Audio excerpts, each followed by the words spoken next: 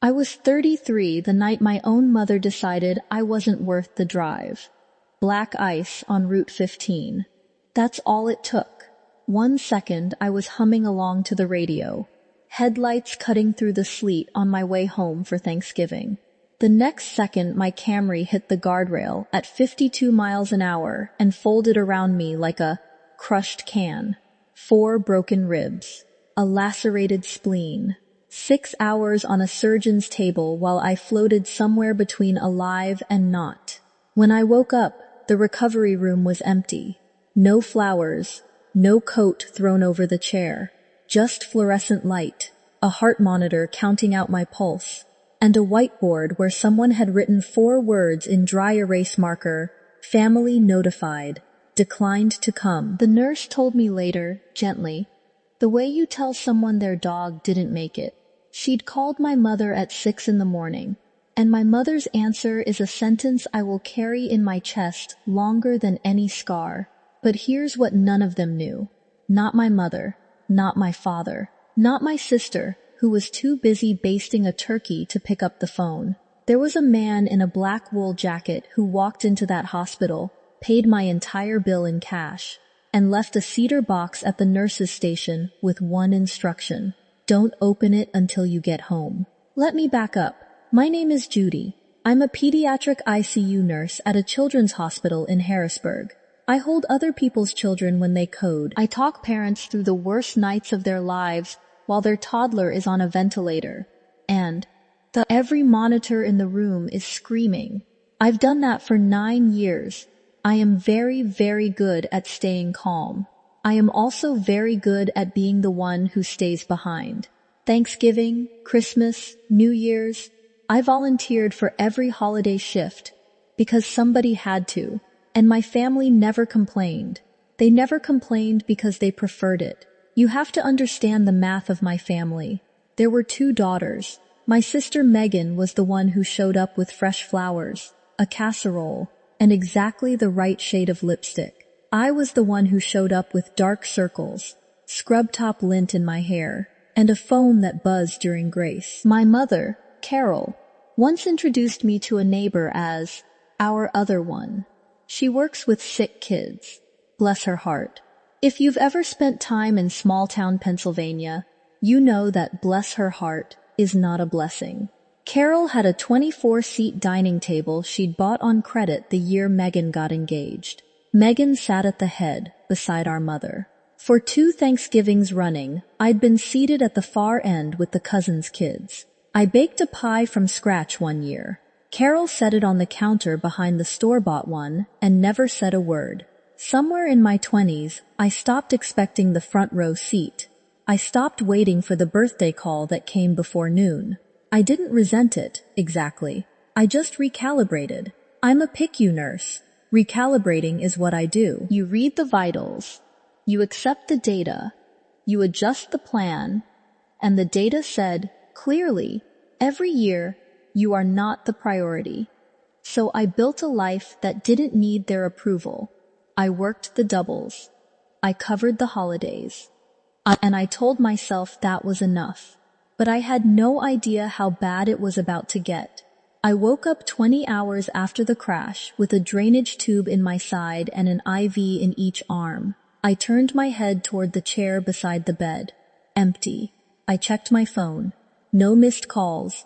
No texts. Just a lock screen photo of me and my mother from 2 Christmases ago. Both of us smiling like we meant it. Around noon, the charge nurse came in to check my vitals. Her name was Dana. She adjusted my morphine, scanned my chart, and then sat on the edge of my bed, the way nurses do when they're about to say something that isn't real. UN Medical. Your family knows you're here, she said. I called your emergency contact at 6 this morning. I waited. Your mother said they were hosting Thanksgiving dinner. Dana looked at the chart again, then at me. She said they'd come if things got worse. I'd been a nurse for 9 years. I could hear the redaction in her voice. What exactly did she say, Dana? Dana exhaled. She said, "We'll come if she dies." The sentence landed like a second crash. The trauma surgeon had written it right into my chart, under the family contact section. Family notified, 0605. Decline to attend. Patient stable post-op. That was me. Stable post-op. Not worth a 3-hour drive on a holiday when there was a turkey in the oven and guests arriving at noon. I stared at the ceiling and did what I always do. I calculated. Megan's fiancé's parents were coming. Megan's college friends. Megan's coworker who brought the good wine. There was no seat at that table for a daughter with a drainage tube. There never really had been. And then a different question rolled in slow, like fog. If my family hadn't paid for the surgery, the anesthesia, the room, a bill that had to be north of $80,000, then who had? That night, alone in the dark with my morphine drip and a cedar box I hadn't dared to open, I made a decision that would change everything. They discharged me 2 days later. Nobody from my family came. A coworker drove 45 minutes to get me. She brought me a sandwich and didn't ask a single question about why my mother wasn't there. That's the thing about nurses. We know when not to ask. My apartment was cold. I'd left in a hurry Wednesday night and forgotten to turn up the heat. She helped me inside, set my pills on the counter, microwaved a mug of broth because I couldn't lift my arm high enough to reach the buttons. Then she hugged me carefully and left. The apartment went quiet. I sat at the table with my broth and stared at that cedar box between the toaster and the fruit, the bowl. It looked wrong there, too solemn for a Formica countertop. I ran my thumb along the string and didn't untie it. Then, Saturday morning, the phone rang. An actual call. A Scranton number I didn't recognize. Miss Brewster, my name is Daniel Frost. I'm an estate attorney. I'm calling about your grandfather, Walter Brewster. I hadn't heard that name spoken out loud in 16 years. Walter, my father's father, the man my mother had cut out of our lives when I was 17, the same year I started applying to nursing schools. He'd simply stopped appearing at holidays, stopped calling, became a cautionary tale my mother told at dinner parties. Your grandfather passed away, Frost said. 3 weeks ago, quietly, at home. 3 weeks. My grandfather had been dead for 3 weeks, and nobody told me. Not my father, whose father he was. Not my mother, who'd had time to plan a 24-seat dinner but not 30 seconds to say, your grandfather is gone. I pressed the phone to my ear and felt my ribs flare. No one had called when I was bleeding on a highway. No one had called during 6 hours of surgery. No one had told me the one person who might have come was already in the ground. That was the moment I understood it completely. No one was coming to save me. I had to save myself. I met Daniel Frost the following Tuesday, in a narrow brick office that smelled like old leather and lemon polish. He was lean, precise, late 60s, with silver hair combed straight back, and he was wearing a black wool jacket, the same jacket the nurse had described. You were the man at the hospital, I said. He almost smiled. Walter didn't want you waking up alone with nothing but a bill and a whiteboard. So I drove down. Those were his instructions. Written, notarized. He opened a folder and slid a single page across the desk. A revocable trust, funded years ago with the sale of Walter's machine shop, his savings, a rental property, one beneficiary, my name, typed in plain 12-point font, sitting in the center of the page. Then he opened a second, thicker folder, and week by week, the truth came out. Quietly, methodically, the way a machinist documents a flaw. Walter had written me a letter every single year for 16 years. He'd mailed the first 3. My mother had returned them unopened, so he kept writing and stopped sending, and kept them all in a box he built himself. He had tracked my whole life from a distance. He subscribed to my hospital staff newsletter so he'd know when I got promoted. He had frost-checked public records once a year so he'd always have my current address. No spying, no drama, just patient, careful attention to the data. And there was a tuition record, a scholarship I'd received in nursing school. the one I'd done, always thought was just good luck, had been funded in full by a private trust. His trust. $40,000 across 2 years. I'd written a thank you letter to a committee that turned out to be my grandfather, sitting alone at his kitchen table, reading my words and filing them away. I called my aunt that afternoon, the one relative who still sent me birthday cards. I asked her what really happened 16 years ago. Your mother happened, she said. Walter had confronted Carol at Thanksgiving, about the way she treated me, about the seat at the end of the table. He hadn't raised his voice. He'd just named it in front of witnesses. And Carol could not tolerate being seen. So within a month she'd told the whole town that Walter was losing his mind. By the time I hung up, I had every document I needed. They had no idea what was coming. 9 days after the crash, my phone lit up like a switchboard. 3 missed calls from my mother. 2 from my father. The first time he dialed me directly in over a year. 1 from Megan. And a text. We need to talk about Dad's estate. Call me immediately. Not Grandpa. Not Walter. Suddenly he was Dad again, now that there was money on the table. My mother's voicemail was warm. Sweet.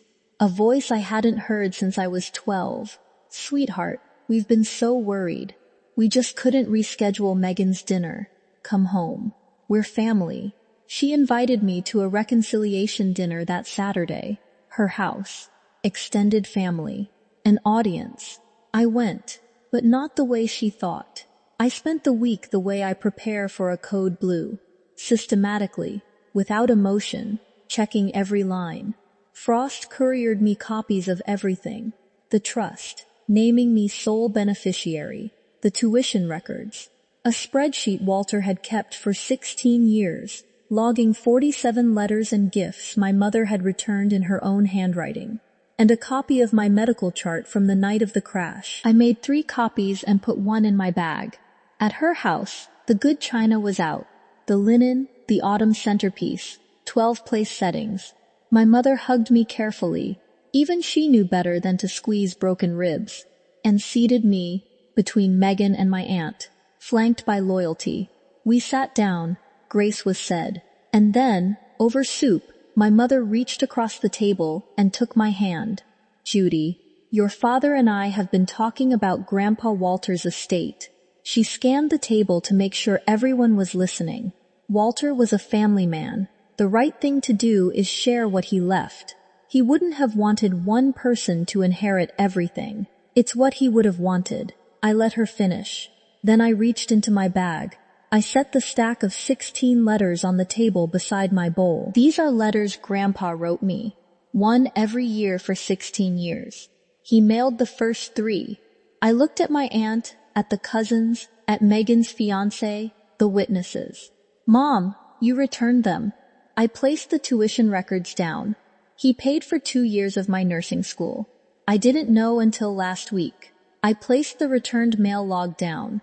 47 letters and gifts, sent over 16 years, all sent back, in your handwriting. And then I placed the chart note on the white linen and read it aloud, steady, the way I'd read a lab result to a frightened parent. Family notified, 6:05 a.m. Mother stated, we will come if she dies. Declined to attend. And then the room went completely silent. My mother shot up from her chair.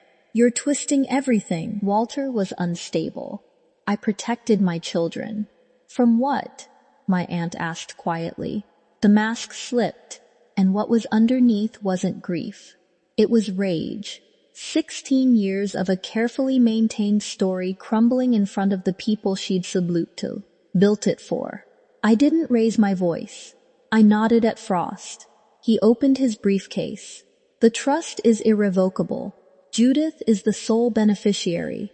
Walter excluded all other family members by name, with a no contest clause. There is no mechanism to challenge it.